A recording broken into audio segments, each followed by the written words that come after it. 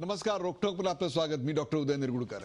प्रेक्षको, खरं तर ऊस आणि राजकारण यांचं फार जुनं आणि घनिष्ठ नातं आहे. अलीकडच्या काळात ऊस आणि दुष्काळ यांचं देखील अत्यंत घनिष्ठ नातं एस्टॅब्लिश होतंय. ऊसावरून तर महाराष्ट्रातलं स्वातंत्र्यानंतरचं राजकारण घडतं किंवा बिघडत गेलंय. आता एकीकडे राज्यात दुष्काळ पडलेला असताना दुसरीकडे ऊसाच्या पिकावरून रणकंदन माजलंय. ऊसाचं पीक हेच दुष्काळाचं कारण आहे असं राजेंद्र सिंहांसारखे जलतज्ञ म्हणतात. तर दुसरीकडे लोकसभेतील दुष्काळावरच्या चर्चेत ऊसालाच लक्ष केलं जात आहे. महाराष्ट्रातील धरणं ही साखर कारखान्यांसाठीच बांधली गेलेली आहेत, शेतकऱ्यांसाठी नाही, असं खुद्द केंद्रीय कृषी मंत्री राधामोहन सिंग लोकसभेत सांगतायत. तर ऊसाचं पीक कोणी टाटा बिर्ला घेत नाहीत, ते शेतकरीच घेतात असं सांगत राज्यसभेत माजी कृषी मंत्री शरद पवार यांनी ऊस उत्पादकांची जोरदार पाठराखण केली.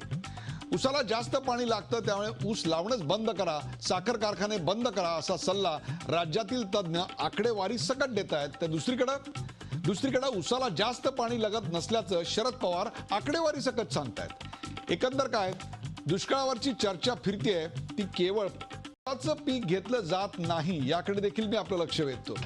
खरंच हा ऊस दुष्काळाला कारणीभूत आहे का? ऊसाच्या पिकाला खरंच जास्त पाणी लागतं का? ऊसाचं पीक घेणं बंद केलं, साखर कारखाने बंद पाडले तर त्याचे राज्यावर, राज्याच्या अर्थव्यवस्थेवर, इथल्या सामाजिक व्यवस्थेवर आणि शेतकऱ्यांवर काय परिणाम होणार आहेत? ऊसाचं पीक राज्याला तारक आहे की मारक आहे? महाराष्ट्रात ऊसाचं भवितव्य काय? चला, यासारख्या असंख्य प्रश्नांचा वेध घेऊयात आजच्या खास रोखठोक कार्यक्रमात. पाणी मुरतंय कुठं?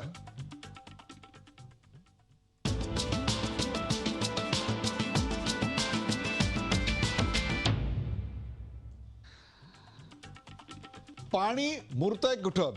सुरुवातीला पाहूया, माजी केंद्रीय कृषी मंत्री शरद पवार आज संसदेत काय म्हणाले. मैंने देश के कृषि मंत्री जी ने कल कई बयान दे दिया, आज के अखबार में कहा कि महाराष्ट्र जैसे राज्य में जो कुछ इरिगेशन के प्रोजेक्ट हो गए वो प्रोजेक्ट खाली चीनी मिल के लिए हो गए. भाई इरिगेशन के प्रोजेक्ट चीनी मिल को पानी देते नहीं. इरिगेशन के प्रोजेक्ट का इस्तेमाल अलग अलग, एक तो ड्रिंकिंग वाटर के करते हैं या अलग अलग फसल के लिए करते हैं. इसमें गन्ने का फसल है, ये बात सच है, मगर मुझे मालूम नहीं कि देश के एग्रीकल्चर मिनिस्टर ने ये तय किया है कि इस देश में इसके बाद गन्ने का फसल लेना नहीं. गन्ने का फसल हम लेते हैं, एक इम्प्रेशन है कि इससे सबसे ज़्यादा पानी लगता है और महाराष्ट्र जैसे क्षेत्र में इसे पानी ज़्यादा लगता है. ये सच्चाई नहीं है. ये सच्चाई नहीं है असं म्हणत शरद पवार यांनी ऊस उत्पादकांची आणि साखर कारखानदारांची भलामण केली, पाठराखण केली. त्याचवेळी 2 दिवसापूर्वी मी जलतज्ञ, आंतरराष्ट्रीय कीर्तीचे जलतज्ञ डॉक्टर राजेंद्र सिंग यांच्याशी बातचीत केली. त्यांना मी देखील हाच प्रश्न विचारला की महाराष्ट्रातल्या दुष्काळाला ऊस कारणीभूत आहे का? बघा ते काय म्हणाले. ये जो गन्ने की खेती है ना, ये मराठवाड़ा में क्यों मैं उसको मना कर रहा हूँ, क्या है कि आपका जो टेरिन है वो नीचे से उसमें आर्ड रॉक है और जो ऊपर थोड़ी बहुत मिट्टी है जिसमें आप गन्ना करते हैं, उसको जब आप पानी देते हैं तो वो नीचे रिचार्ज नहीं करता. पश्चिमी उत्तर प्रदेश में, हरियाणा और उस इलाके में जो गंगा का दोआबा है उसमें जब आप पानी देते हैं तो वो नीचे चला जाता है और उसका एवोपरेशन लॉस कम होता है. यहाँ क्या होता है कि जब आप गन्ने को पानी देते हैं तो उसमें एवोपरेशन लॉस होता है और वो उड़ के सब चला जाता है नीचे, वो एक्यूफर को रिचार्ज नहीं करता. बहुत सारे इलाके ऐसे हैं जहाँ गन्ने के खेत से हमारा सबसरफेस रिचार्ज होता है. बहुत सारे इलाके ऐसे हैं जिसमें गन्ने की खेती की सस्टेनेबिलिटी है, लेकिन मराठवाड़ा में गन्ने की खेती की सस्टेनेबिलिटी नहीं है. मराठवाड़ा में गन्ने के खेती की सस्टेनेबिलिटी नहीं है. त्यांनी एकूणच महाराष्ट्राच्या भूपृष्ठाच्या रचनेचं आणि एकूणच लागणाऱ्या पाण्याचं सगळं विवेचन आपल्याकडे केलं आणि त्याची चर्चा आपण करतोय की नेमकं पाणी मुरतंय कुठे. आपल्या सोबत आहेत किशोर तिवारी. किशोर तिवारी यांना संपूर्ण भारत एक शेतकरी नेते म्हणून ओळखतो. किशोर तिवारी हे वसंतराव नाईक शेती स्वावलंबन मिशनचे अध्यक्ष आहेत. राज्यमंत्र्याचा दर्जा असलेलं हे पद आज ते भूषवत आहेत. किशोर तिवारी आपल्या कार्यक्रमात स्वागत. आपल्या बरोबर आहेत औरंगाबादहून जलसिंचन अभ्यासक प्रदीप पुरंदरे आपल्या या कार्यक्रमात स्वागत. जयंत पाटील राष्ट्रवादी काँग्रेसचे नेते जयंत पाटील आणि साखर कारखान्याचे यशस्वी उद्योजक असलेले जयंत पाटील आपल्या बरोबर. जयंत पाटील आपलंही स्वागत. आपल्या बरोबर आहेत डॉक्टर डी बी फोंडे हे वरिष्ठ शास्त्रज्ञ मृदाशास्त्र विभाग वसंतदारा शुगर इन्स्टिट्यूट पुणे इथून आपल्या या कार्यक्रमात सहभागी होत आहेत. शरद पवार यांचं वक्तव्य आणि त्याआधी केलेलं राजेंद्र सिंग यांचं वक्तव्य एकूणच दुष्काळाला ऊस कारणीभूत आहे का, पाणी नेमकं मुरतंय कुठे, या प्रश्नाची चर्चा करण्याकरता आपल्याला ती दोन भागात करावी लागेल. त्यातला जो पहिला मुद्दा आहे तो आपण आपल्या पडद्यावर पाहू शकतो. तो पहिला मुद्दा आहे दुष्काळाला ऊसाचं पीक कारण आहे का. दुष्काळाला ऊसाचं पीक कारण आहे का. आपण थेट जाऊया डॉक्टर डी बी फोंडे यांच्याकडे. डी बी फोंडे हे वसंतदारा शुगर इन्स्टिट्यूट साखरेच्या आणि ऊसाच्या संशोधनाकरता वाहिलेल्या संस्थेतले एक वरिष्ठ अधिकारी आहेत, शास्त्रज्ञ आहेत. या विषयातला त्यांचा अभ्यास अतिशय दांडगा आहे.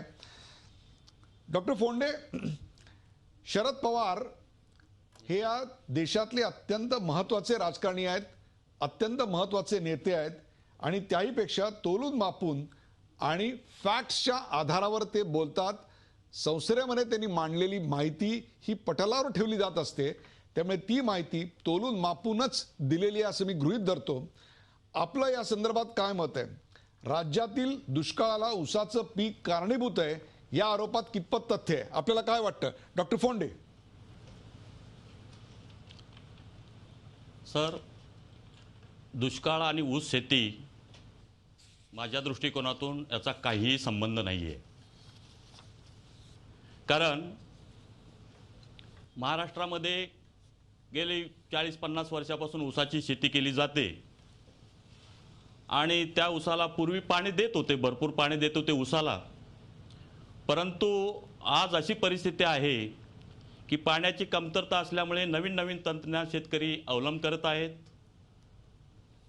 ड्रीप इरिगेशन करतायत, खोडवा पिकामध्ये ट्रॅच मल्चिंग करतायत, एक डोळ्याच्या रोपांची लागण करतायत, लांब सरी पद्धत करत आहेत आणि जी अगोदर सांगितलेली जी पिकाची जी सिंचन गरज, पाण्याची गरज साधारणतः आडसाली पिकासाठी 350 हेक्टर सेंटीमीटर, पूर्व हंगामी ऊसासाठी ते 300 हेक्टर सेंटीमीटर, सुरू किंवा खोडवा पिकासाठी ते 250 हेक्टर सेंटीमीटर अशी सांगितली जात होती.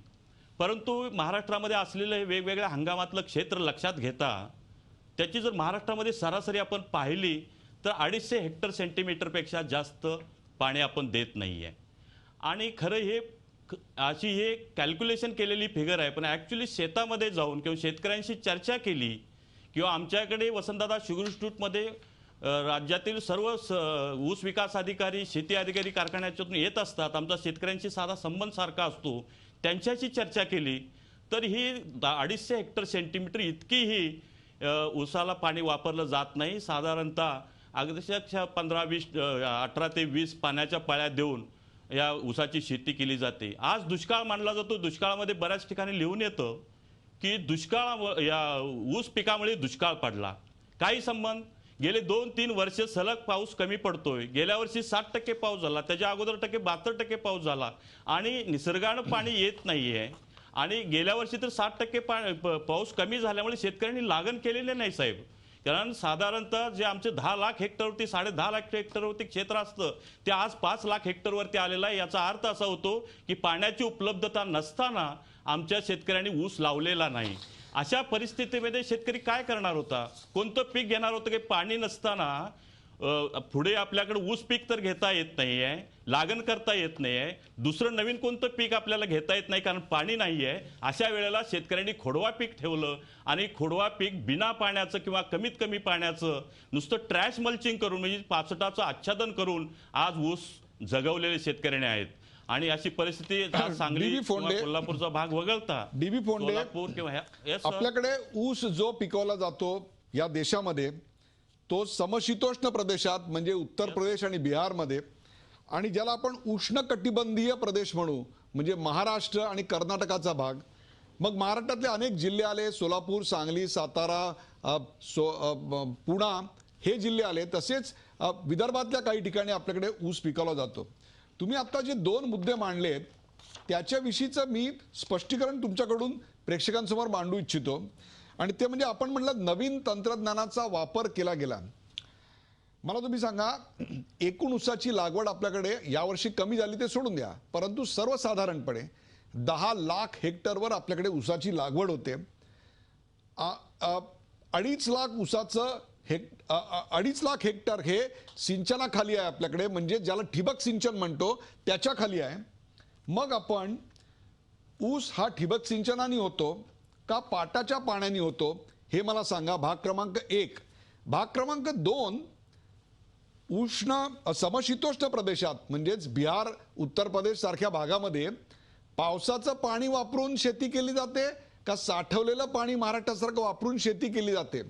पाटाच्या पाण्यावर शेती केली जाते तिकडे का पावसाच्या पाण्यावर केली जाते? या दोन्हीवर आपलं स्पष्टीकरण काय डॉक्टर फोंडे?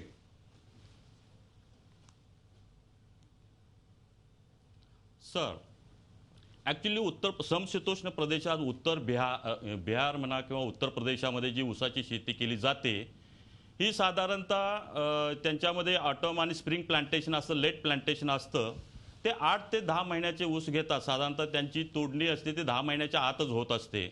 आणि आपल्या भागापेक्षा तिथल्या सपाट जमिनी, त्या ठिकाणी असलेलं जे हवामान आहे, पाण्याची याचे तुमचे पाऊसमानही जास्त आहे, वॉटर टेबल जास्त आहे. त्यानंतर लवकरच ऊस तोडतात, म्हणजे अगदी मॅच्युअर व्हायच्या अगोदर सुद्धा ऊस तोडतात. मुळात ह्या हवामानाचा, जमिनीचा ह्याचा आणि पाऊसमानामुळे त्यांच्याकडे थोडे पाण्याच्या पाळ्या कमी दिल्या जातात. परंतु 6 ते 8 पाण्यावर ते काढतात ते. परंतु त्यांच्याकडे आपल्यासारखी जे ठिबक सिंचन पद्धत वगैरे घेण्याची पद्धत नाही. उलट ते सपाट अशी लागण करतात. म्हणजे आपल्याकडे जशी सरीवरिंब लांब सरी पद्धतीनं लागण होते, त्यांच्याकडे ह्या छोट्याशा मेडिन आली त्याला म्हणतात, ते रेजिस्टन्स फरोज काढतात, ते कट करतात आणि त्याच्यावर पाटा मारून सोडतात.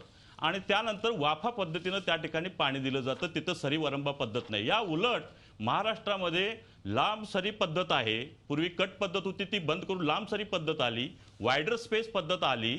आणि त्यानंतर ह्या गोष्टी आल्यानंतर त्याच्यामध्ये पाण्याची बचत होऊ लागली. यानंतर जास्तीत जास्त खोडवे ठेवण्याची प्रथा सुद्धा आता आपल्या इकडे वाढत आहे. आणि तुम्ही ठिबक सिंचनाचं क्षेत्र अत्यल्प आहे 12 महिन्यामध्ये. डॉक्टर फोंडे, ठिबक सिंचनाचं क्षेत्र अत्यल्प आहे, त्याविषयी काय सांगाल? Yes sir. ठिबक सिंचनाचं क्षेत्र महाराष्ट्रात अत्यल्प आहे, त्याच्याविषयी काय वाढवलं सांगाल? पाहिजे ऍक्च्युली. या सर, आपल्याकडे 10 लाख हेक्टर पैकी जवळजवळ त्यातले 60% लागणीचं पीक आहे, 40% खोडवा पीक आहे. पण ह्याच्यामध्ये फक्त 2.5 लाख हेक्टरवरती ड्रिप इरिगेशन सिस्टम केलं. हे क्षेत्र वाढवण्याची गरज आहे. कारण हे पाणी जे लागतं पाट पाण्यापेक्षा निम्म्या पाण्यावरती आपण त्याहीपेक्षा अजूनही जर आपण तंत्रज्ञान वापरलं गेलं ह्याच्यापेक्षाही आपण पाण्याची जी पॉइंट वेल टेकर म्हणजे एकूणच कमी करू शकतो. डीबी फोंडे, आपल्या जी निवेदनाची मुद्द्याची मांडणी आहे ती शरद पवार यांच्या निवेदनाशी मिळती जुळती आहे. ती म्हणजे ऊसाचा आणि दुष्काळाचा काहीही संबंध नाही, तर 2-3 वर्ष पाऊस कमी पडतोय. आपण थेट जाऊया प्रदीप पुरंदरे यांच्याकडे. प्रदीप पुरंदरे, पाऊस कमी पडतोय, दर 4-5 वर्षांनी दुष्काळाचं सायकल आहे. मागच्या 40 वर्षाचा इतिहास पाहिला तर ते म्हणतात तो मुद्दा अगदी बिनतोड आहे. मग ऊसाला आपण कारणीभूत का मानायचं महाराष्ट्रातल्या दुष्काळासाठी आणि विशेषतः मराठवाड्यातल्या? डॉक्टर फोंडेंनी जी आकडेवारी दिली ती कशा प्रकारे द्यायची मुद्दा आहे. उदाहरणार्थ आपण असं स्पेसिफिक विचारलं पाहिजे, याच्यात मोघमपणा असून चालणार नाही, की सिंचन प्रकल्पांच्या लाभक्षेत्रात प्रवाही सिंचनानं कालवामुखाशी पाणी किती लागतं असं जर आपण विचार केला तर उत्तर असं येतं की सद्यस्थितीमध्ये साधारण 32,000 ते 48,000 घनमीटर प्रति हेक्टर पाणी कालवामुखाशी लागतं. म्हणजे उलटं मांडायचं झालं तर पिकाच्या मुळाशी जेवढं पाणी पोचायला पाहिजे ते पोचायसाठी लॉसेस धरून वरून किती सोडावं लागतं हा मुद्दा महत्त्वाचा. करेक्ट. आणि त्या दृष्टीने विचार केला तर हे एवढं मोठं पाणी लागतं. आणि मग दुसरा मुद्दा याच्यातनं काय येतो की 1 दशलक्ष घनमीटर पाण्यातून कालवामुखाशी किती सिंचन होईल सिंचन प्रकल्पांच्या संदर्भात, तर तो आकडा येतो ऊस होतो 21 ते 31 हेक्टर फक्त, हरभरा 143 हेक्टर आणि रब्बी ज्वारी 167 हेक्टर. हे मानले गेलेले आकडे आहेत. जलसंपदा विभागाचं नियोजन ह्याच्याप्रमाणे असतं. आणि आपण हे आकडे गृहीत धरून आपले प्रकल्प मान्यतेसाठी CWC कडे पाठवतो. हे सगळे NIR पद्धतीने नेट इरिगेशन रिक्वायर पद्धतीने काढलेली रिक्वायरमेंट आहे. ही मान्यता आहे सगळीकडे. आता याच्यात सुधारित प्रवाही पद्धत जर वापरली आपण, प्रवाही सिंचनच पण सुधारित, सगळीकडे वापरली जात नाही आहे, ती वापरली तर 22,000 ते 27,000 घनमीटर प्रति हेक्टरपर्यंत आपण खाली येऊ शकतो. आणि ठिबककडे गेलो, आता आपल्याकडं सिंचन प्रकल्पात ठिबककडे जाणं हा सुद्धा एक वेगळा प्रकार आहे. कालवा अधिक ठिबक असं जेव्हा आपण करतो तेव्हा कालव्यातले लॉसेस होतच असतात, शेतावरती ठिबकचे लॉसेस कमी होतील. त्यामुळे ठिबक वापरलं तर आपलं 12,000 घनमीटर प्रति हेक्टरपर्यंत ते खाली येऊ शकतं, पण ते 12,000 घनमीटर प्रति हेक्टर असंच आहे. आता हा सगळा मुद्दा लक्षात घेतला आणि मराठवाड्याची परिस्थिती बघितली आपण, तर मराठवाड्यातली आकडेवारी काय सांगते, मराठवाड्याबद्दल रेकमेंडेशन्स काय आहेत. मराठवाड्यामध्ये ॲव्हरेज पाऊस हा साधारण 826 मिलीमीटर आहे. यावेळी तो कमी पडला, गेले 3-4 वर्ष त्रास होतो आहे. आमच्या इथे rainy season days, rainy days 2-2.5 mm पाऊस पडला तर त्याला रेनी डेज म्हणतात. असे फक्त ऑन अन ॲव्हरेज 46 दिवस आहेत. आणि आमच्या इथली पाण्याची उपलब्धता जर विचारात घेतली तर 438 घनमीटर दरडोई आणि दर हेक्टरी जर बघितलं 1383. आणि हे सगळे मुद्दे विचारात घेऊन सिंचन आयोगाने 1999 साली सांगितलं होतं की ही अतितुटीची खोरी आहेत, इथे पाणी फार कमी आहे, इथे ऊस घेणं योग्य नाही. आणि म्हणून त्याने 99 साली शिफारस केलेली होती चितळे आयोगाने, खोऱ्यांमध्ये स्थलांतर करा आणि आठमाई इरिगेशनवरती भर द्या. आठमाई इरिगेशनवरती जर भर दिला तर सिंचनाखालचं क्षेत्र वाढेल, जास्त लोकांना पाणी मिळेल आणि त्यामुळे सुबत्ता यायला होईल, दुष्काळाला माणूस तोंड द्यायला जास्त सक्षम होईल. आपण ते केलं नाही. आपण 2012 साली अजून 20 खाजगी साखर कारखान्यांना मराठवाड्यात परवानगी दिली आणि मराठवाड्यामध्ये आता सिंचन क्षमता ही 10.5 लाख हेक्टर असताना जवळजवळ 2.5 लाख हेक्टरपर्यंत ऑन अन ॲव्हरेज गेल्या काही वर्षातलं, यावर्षी थोडं कमी झालं असेल, ते एवढं उसाखालचं क्षेत्र आहे. आणि त्याच्यामुळे पाण्याचा प्रश्न गंभीररित्या निर्माण झाला. हे अगदी निर्विवाद आहे. दुष्काळ आणि हे याचा संबंध आहेच, नक्कीच आहे, फक्त तो बिल्डअप होत गेलेला आहे. बिल्डअप होत गेला गेला अनेक वर्षामध्ये तो बिल्डअप होत गेला. आपल्यासोबत जयंत पाटील आहे. जयंतराव, एकूण पिकापैकी फक्त 3.5% जमीन ही उसाखाली आहे, फक्त 3.5%. आणि उसाला लागणाऱ्या पाण्याचं जे प्रमाण आहे ते एकूण सिंचनाच्या जवळपास 60% इतकं आहे. मग अशामुळे उसाच्या पिकामुळं दुष्काळाची परिस्थिती निर्माण झाली असं कोणा जलतज्ञानं विश्लेषण केलं तर ते एक साखर कारखानदार म्हणून आणि त्याहीपेक्षा एक जबाबदार शेतकरी म्हणून आपण नाकाराल का?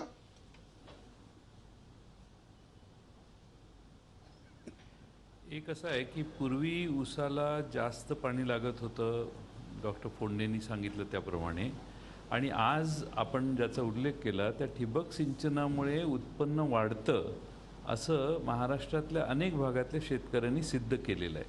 त्यामुळं उसाला जादा पाणी देणारा शेतकरी हा 60 टन, 50 टन, 70 टनापर्यंत पोचलेला असेल, तर ठिबक सिंचनावर माझ्या भागातला शेतकरी 120-140 टनावर पोचलेला आहे. याचा अर्थ जाहीर आहे की कमी पाण्यात चांगला ऊस येतो.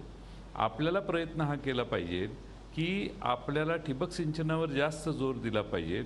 शरद पवार साहेब ज्यावेळी कृषी खात्याचे मंत्री होते तेव्हापासून महाराष्ट्रात गेले 7-8 वर्ष सतत आपण ठिबक सिंचनाला केंद्राकडून पैसे घेतले आणि फार मोठ्या प्रमाणावर ठिबक सिंचनाचा महाराष्ट्रात प्रसार झाला. त्यामुळं आपलं हे म्हणणं जे आहे की 3% उसाला 60% पाणी लागतं, शेवटी महाराष्ट्रातल्या शेतकऱ्याचं दैन्य घालवायचं असेल तर कॅश क्रॉप तो करत असेल तर त्याला नाही म्हणणं आपल्याला आज योग्य वाटत नाही.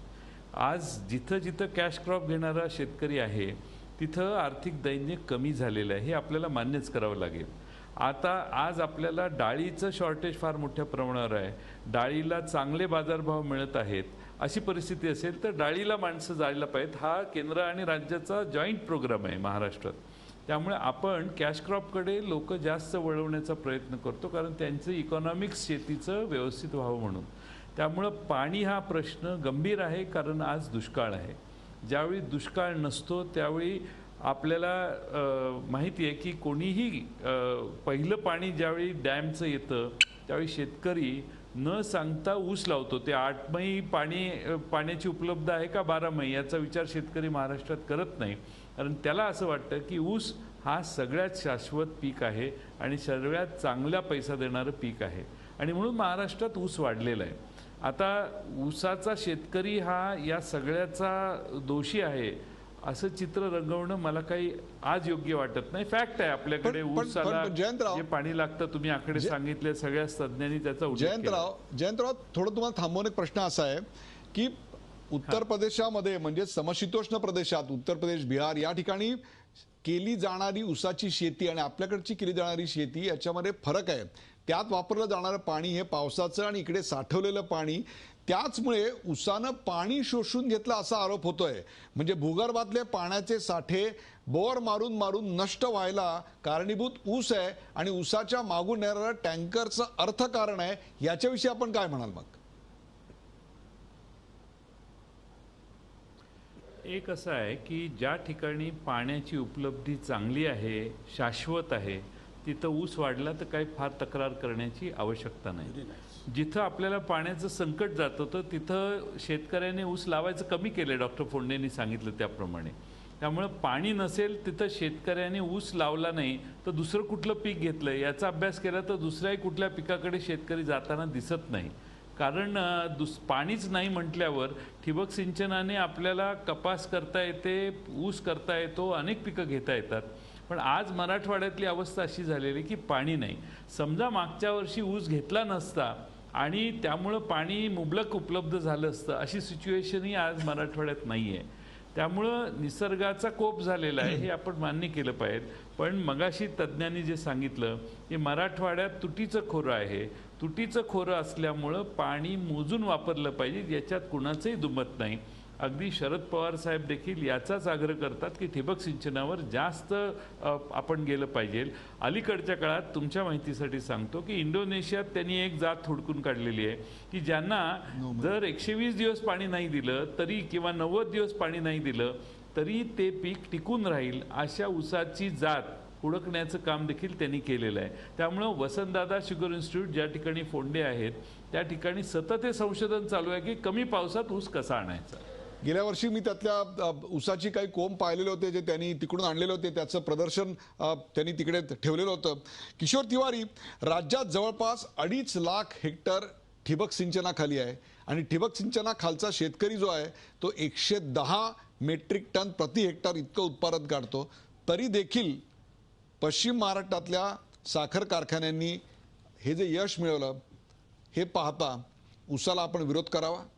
नाही, जिथे पाणी आहे आणि सिंचनाची व्यवस्था आहे त्या ठिकाणचा हा विषय नाही. हा विषय आहे मराठवाडा आणि विदर्भात जिथे दुष्काळ पडला आहे आणि दुष्काळ जे मागच्या 2-3 वर्षापासून पडला आहे आणि अशा ठिकाणी जिथे डॉक्टर राजेंद्र सिंगांनी सांगितलं की पाण्याची पातळी आतमध्ये चालली आहे आणि त्याला ऊस हे पीक कारणीभूत होत आहे. कारण मी बोर पाहिलेत आणि बोरांची संख्या पाहिली आणि बोरांची संख्या गावाच्या लोकसंख्येपेक्षा दुप्पट पाहिली.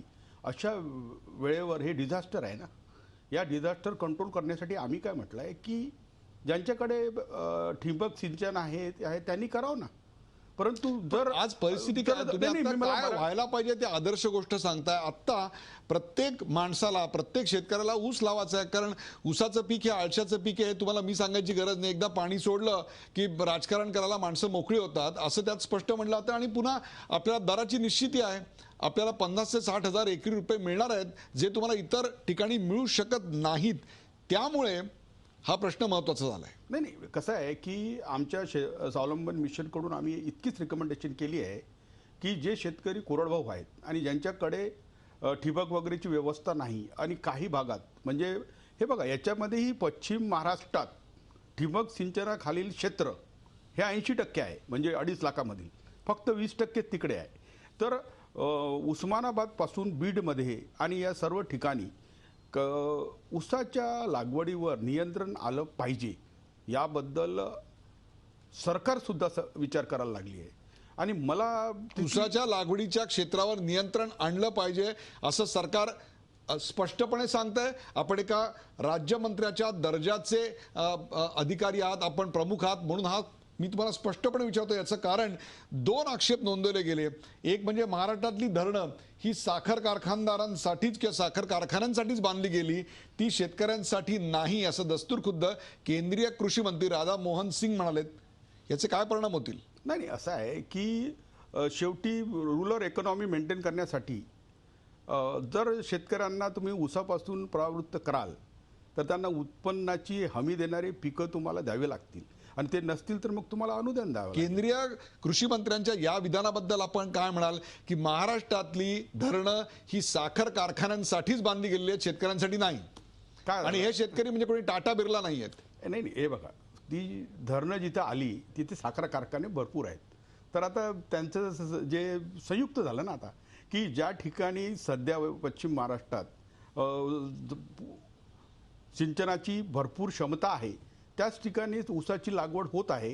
तर असं म्हणाल आहे की तिथली ॲग्रेरियन इकॉनॉमी किंवा ऊसाची इकॉनॉमी सर्व्हाइव्ह करण्यासाठीच या धरणाची उत्पत्ती झाली. याच्याबद्दल मला वाटते शरद पवारांनी जर खोडलेलं नाही. शरद पवारांचं एक विधान मला अजूनही पटलं नाही की ऊसाला कमी पाणी लागते, कारण फोंडेही त्याला डिनाय करत नाही आणि आमचे जयंत पाटीलही डिनाय करत नाही, कारण पाणी भरपूर लागते आणि भरपूर पाण्याचं पीक आहे आणि ते पीक कुठं घ्यायचं आणि कुठं नाही घ्यायचं. कारण असं नाही आहे की महाराष्ट्रातली पूर्ण जर बघितली तुम्ही तर 10 मिलियन हेक्टरमधून फक्त 10 लाख हेक्टर जमीनच ऊसाखाली आहे, त्याच्याबदली 50% कमी झाली.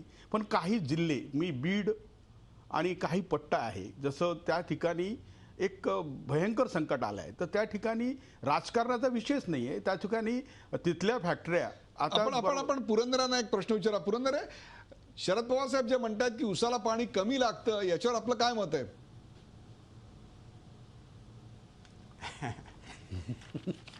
मी थोडंसं एक 4-5 स्थिती आपल्याला सांगतो.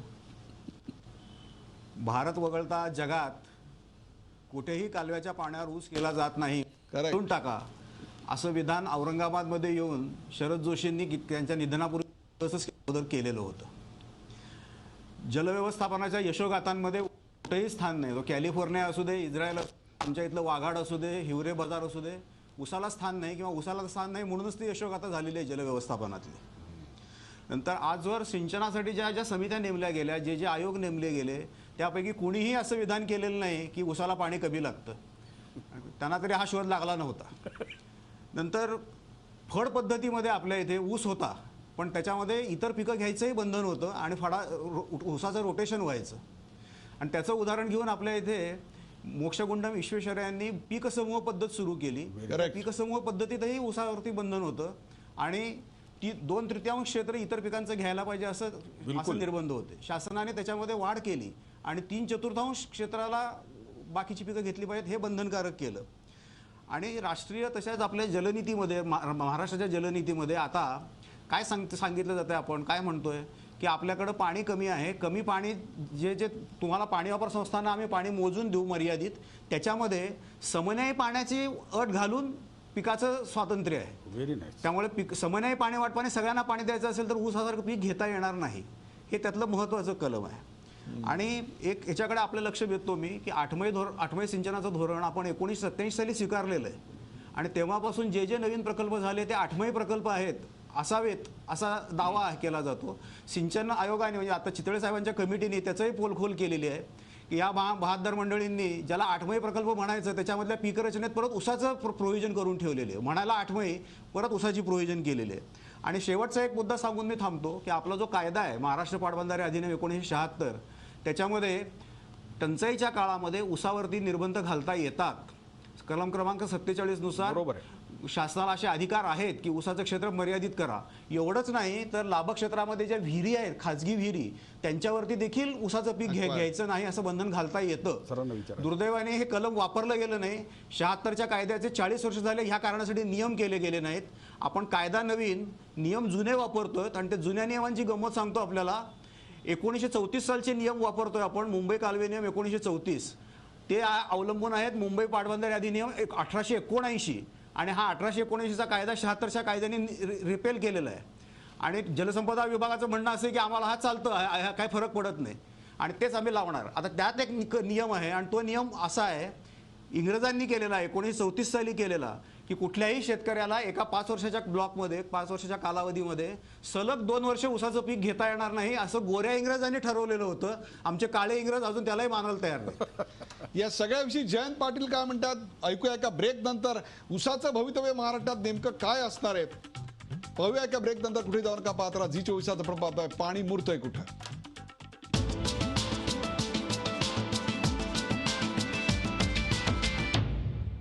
पाणी मुरतंय कुठे या विषयाची आपण चर्चा करतोय. आपल्यासोबत किशोर तिवारी, प्रदीप पुरंदरे, जयंत पाटील आणि डॉक्टर DB फोंडे आहेत. या दुसऱ्या भागामध्ये ज्या मुद्द्याची आपण चर्चा करणार आहोत तो आपण आपल्या टीव्हीच्या पडद्यावर पाहू शकता आणि तो मुद्दा आहे महाराष्ट्रात ऊसाचं भवितव्य काय. महाराष्ट्रात ऊसाचं भवितव्य काय. आपण थेट जाऊया जयंत पाटील यांच्याकडे. जयंत पाटील, पुरंदरे यांनी पार इंग्रजांच्या काळातला दाखला देत सांगितलं की इंग्रजांनी देखील लागोपाठ 2 वेळा एकाच शेतामध्ये ऊस घ्यायला बंदी केली होती, पण काळ्या इंग्रजांनी म्हणजे नंतरच्या आलेल्या काँग्रेस आणि आतापर्यंतच्या सरकारांनी मात्र हे सुद्धा धाब्यावर बसवलं. आणि जे पाणी, कारण इंग्रजांना माहिती होतं की जर लागोपाठ अलाउ केलं, लागोपाठ जर ऊस घ्यायला दिला तर जमिनीतलं पाणी काढलं जाईल, भूगर्भातलं पाणी काढलं जाईल. आणि एक्झॅक्टली आम्ही तेच केलं आणि आज आम्ही अनेक भागाचं वाळवंट करायला निघालो आहोत. काय सांगाल, ऊसाचं भवितव्य काय आहे मग? एक म्हणजे इंग्रजांनी तो नियम केला असेल तर तो रोटेशन असायला पाहिजे जमिनीला, यासाठी. मला वाटत नाही की पाण्यासाठी केला असेल, नंबर 1. नंबर 2, आपण महाराष्ट्रातला सगळ्या भागात बघितलं तर ऊसाच्या शेतीने किती लोकांच्यात परिवर्तन केलेलं आहे हे आपण तपासलं पाहिजे. ऊसाला आता मगाशीच त्यांनी सांगितलं की आता आपण ठिबक सिंचनामुळं बरंच पाणी वाचवायला लागलेलो आहोत आणि आधुनिक नवा शेतकरी ते काम करतोय. त्यामुळे ब्रिटिशांच्या काळचे दाखले आता रिडंडंट आहेत, आता आउटडेटेड झालेले आहेत. आज आपल्याला नव्या आधुनिक शेतकऱ्याकडे बघितलं पाहिजे. आज वसंतदादा शुगर इन्स्टिट्यूट सारखे रिसर्च इन्स्टिट्यूट त्यांच्या मागे उभी आहे आणि दिलेल्या मार्गदर्शनाप्रमाणे आज हजारो शेतकरी आज काम करत आहेत. त्यामुळं ऊसाने काय केलं, महाराष्ट्रातल्या रुरल इकॉनॉमीचं मोठं परिवर्तन केलंय. ज्या भागात ऊसाचा शेतकरी आहे त्या भागात आत्महत्या झालेल्या आहेत, त्या भागामध्ये ऊसाच्या बरोबर उत्तर व्यवसाय शेतकरी तो प्रयत्न करतोय. त्यामुळे महाराष्ट्रातले परिवर्तन आर्थिक जे झालेलं आहे ते आपल्याला डिनाय करणार नाही. महाराष्ट्रातली साखर कारखानदारी बाजूला केली तर महाराष्ट्रातले विकास तुमचा हा जो मुद्दा आहे त्यालाच थोडं पुढे नेऊन मी या दोन्ही तज्ञांना प्रश्न विचारणार आहे. किशोर तिवारी, आपण तर बीटी कॉटन आणि उसावरच्या बंदीविषयी आदेश काढलेला होता. जणू काय आपल्या हातात जर शक्य असतं तर आपण महाराष्ट्रातली साखर कारखानदारी बंदच केली असती. I want to be serious on this issue. आपल्याकडे मुंबईमध्ये गिरणी कामगार होता, जवळपास 2 लाख गिरणी कामगार इकडे होते. गिरणी कामगार नंतर काळाच्या ओघात नष्ट झाले. 18,000 कामगार फक्त आत्ता उरलेले आहेत. त्याच्या खालोखाल जर सर्वात जास्त आत्ता तुम्हाला रोजगार कोण पुरवत असेल तर ती ऊसाची शेती पुरवते. 2 लाख कायम कामगार आहेत, 12 लाख ऊस तोडणी कामगार आहेत, 5 लाख हंगामी कामगार आहेत. प्रत्येक कारखाना, आपल्याकडे 200 जवळपास कारखाने आहेत, त्या प्रत्येक कारखान्याचे आपण एक 5,000 सदस्य ऑन अन ॲव्हरेज म्हणू.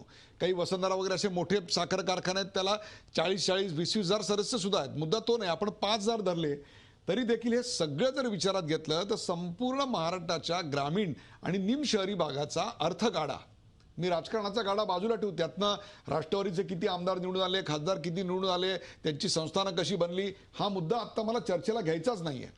ती राजकारणाची चर्चा आहे. परंतु हा एक गावगाडा उभा राहिला. हे एवढे सगळे जे कायम कामगार आहेत, हंगामी कामगार आहेत, कंत्राटी कामगार आहेत, या ऊस तोडणी कामगार आहेत, मग या सगळ्या व्यवस्थेचं करायचं काय? नाही, एक तुम्ही थोडंसं कन्फ्यूज केलं. मी दुष्काळग्रस्त भागातला उल्लेख केला आहे आणि ज्या ठिकाणी दुष्काळ नाही त्या ठिकाणी ती रुरल इकॉनॉमी सर्वाईव्ह व्हायला पाहिजे.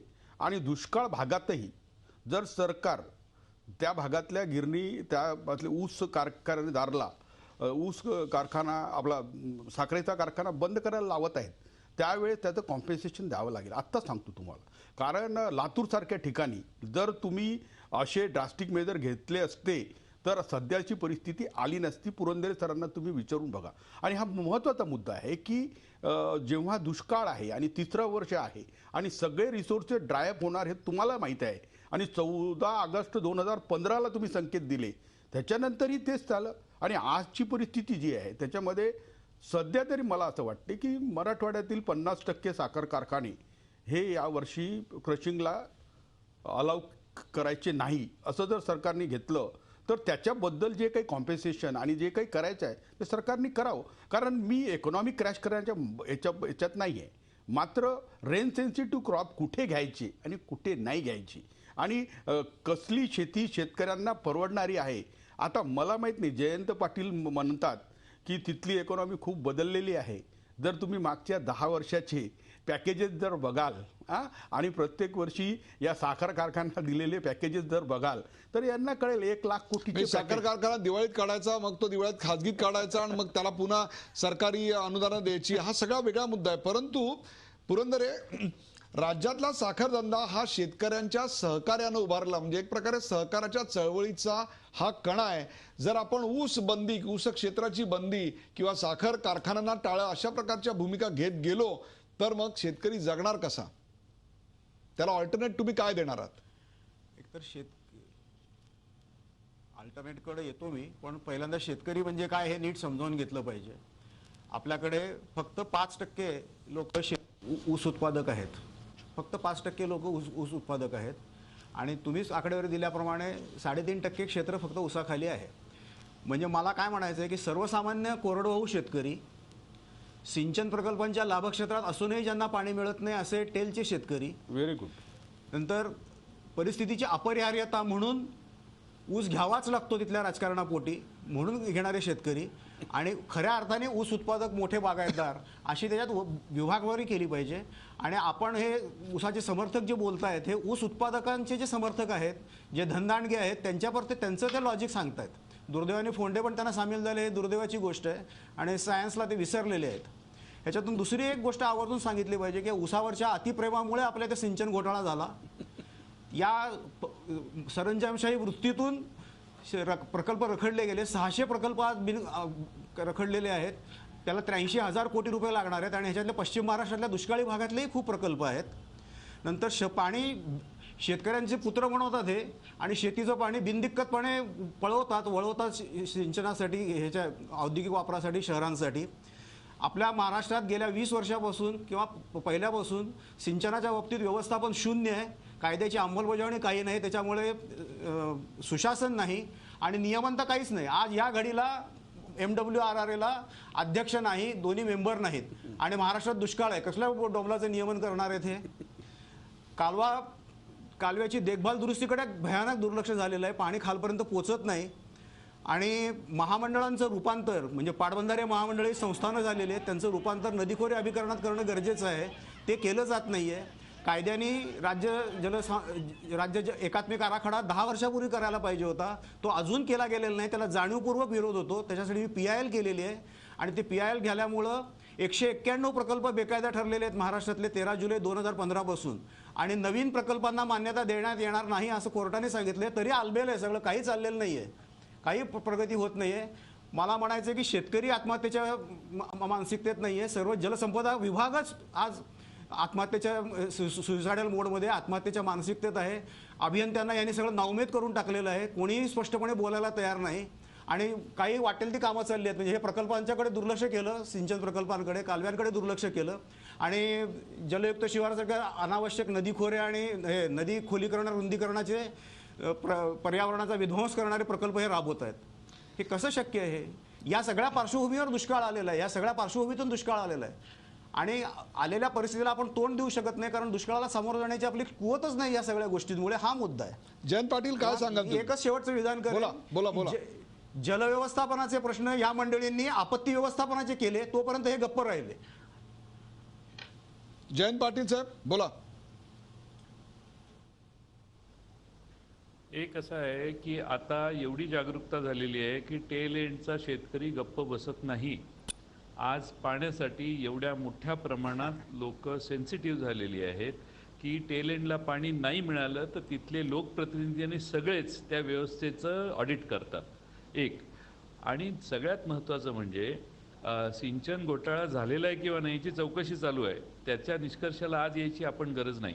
पण महाराष्ट्रात जी धरणं बांधलेली आहेत, आज महाराष्ट्रात जे आज सत्तेत आहेत ते विरोधी पक्षात असताना देखील आणि आम्ही सत्तेत असताना देखील 1995 सालापासून आपण महाराष्ट्रातल्या जलसिंचनांना गती दिलेली आहे आणि हक्काचं पाणी कृष्णा खोऱ्यातलं किंवा मराठवाडा आणि विदर्भातलं पाणी हे अडवून शेतकऱ्यांना देण्यासाठी आपण मोठे प्रकल्प उभे केले.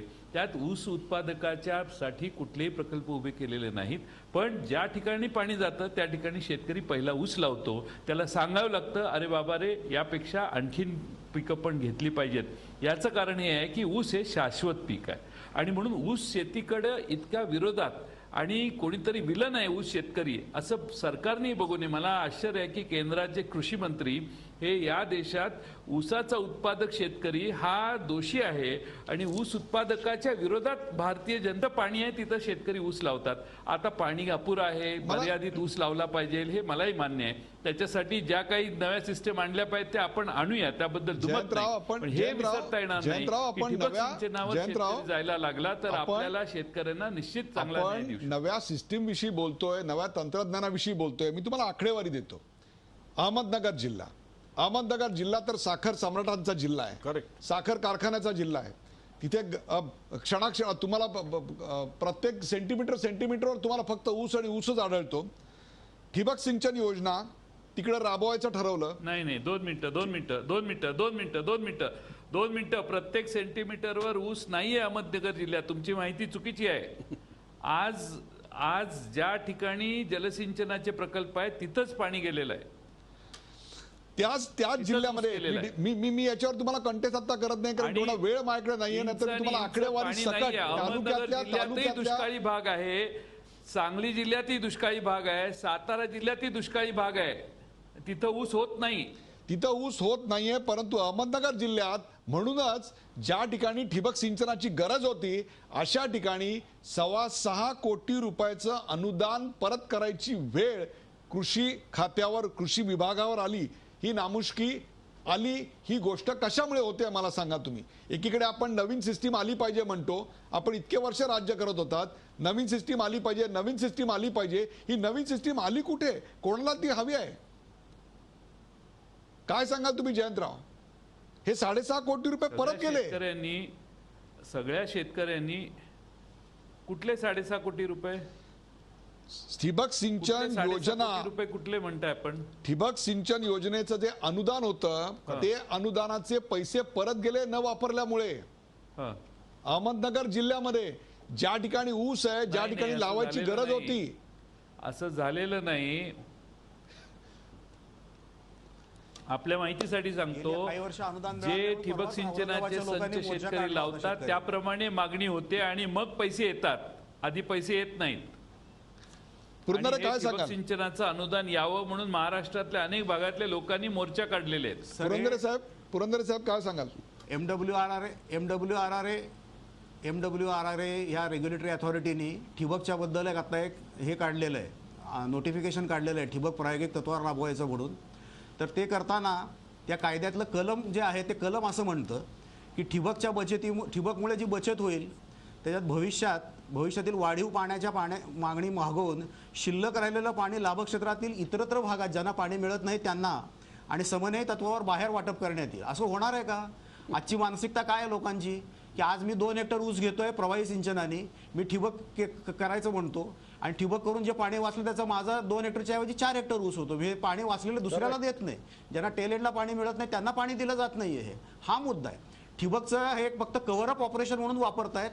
ठिबकमुळे फार काहीतरी क्रांती होईल असं नाहीये, कारण शेवटी तंत्रज्ञानाचे प्रश्न. प्रदीप पुरंदरेंना माझी विनंती आहे आणि महाराष्ट्र सरकारला माझी विनंती आहे, सामाजिक की माझी सूचना आहे की प्रदीप पुरंदरे साहेब, तुम्ही एक कॅनॉल चालवायला घ्या आणि तुम्ही एक कॅनॉल मॅनेज करून दाखवा. सरकारला बाजूला ठेवू, तुम्हाला अधिकार पूर्ण देऊ आपण. सरकारला मी विनंती करतो.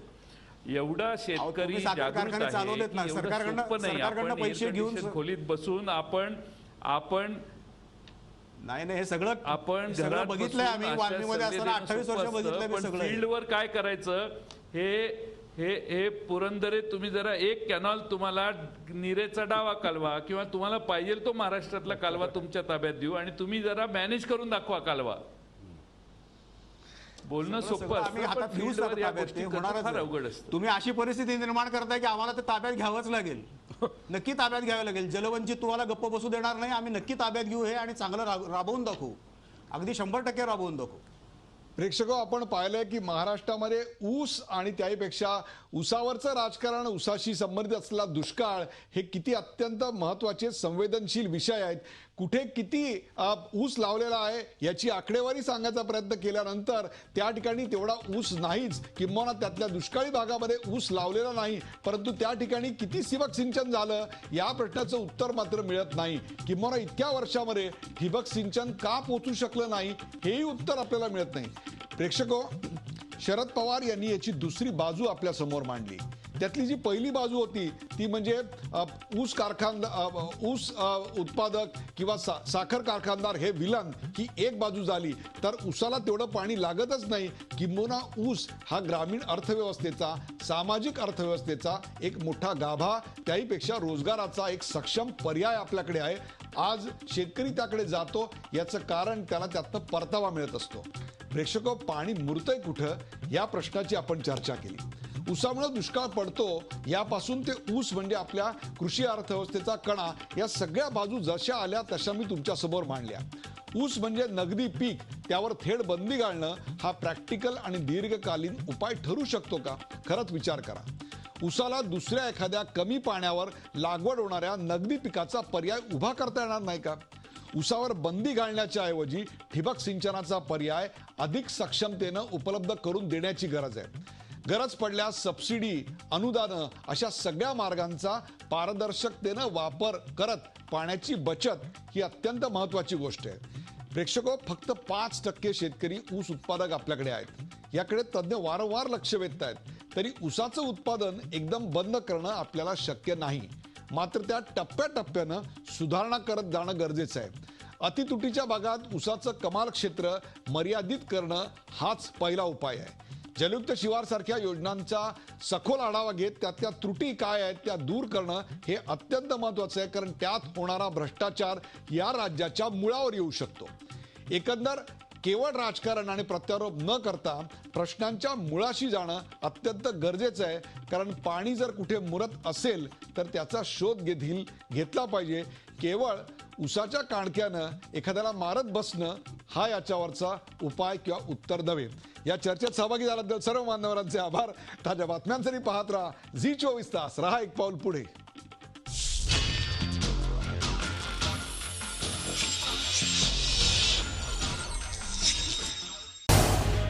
झी 24 तास रहा एक पाऊल पुढे.